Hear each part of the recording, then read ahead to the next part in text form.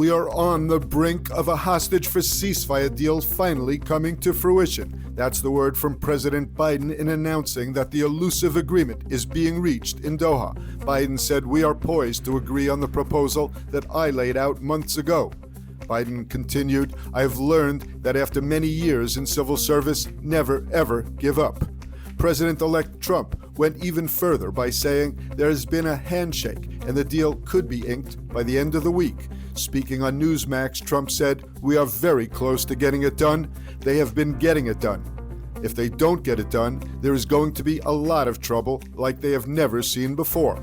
Once signed, the ceasefire deal reportedly begins with the release of 3 Israeli hostages. According to news reports, after the first 3 are released, the IDF will begin withdrawing from populated areas in Gaza. Then, according to the reports, after a week, Hamas will release another 4 hostages, and Israel will allow the return of displaced Gazan civilians to move from South to North Gaza. The reports say that Israel would then release some 1,000 Palestinian security prisoners, including 190 who have been serving sentences of 15 years or more. Hamas says it will free 34 hostages in the first phases, but Israeli officials put the number at 33.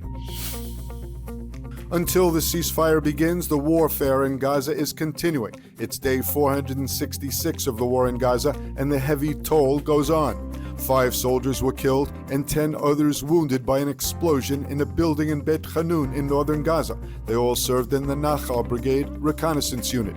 The troops were preparing explosives for engineering activity when the explosives detonated. The Houthi rebels in Yemen continue targeting Israel. Over the past 24 hours, the terrorists fired 2 ballistic missiles. Both were apparently intercepted by air defense and no injuries were reported.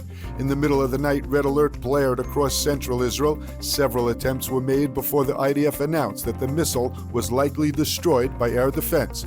There were no damages or impact from rocket or falling debris.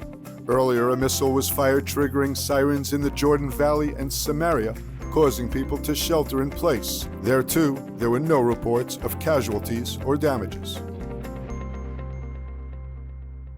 Experience the power of truth with ILTV News. If you're looking for quality content and captivating visuals, join our news community and become an integral part of our team as we embark on a mission to unveil the real Israel, dismantling the web of lies and misinformation that surround reporting on Israel.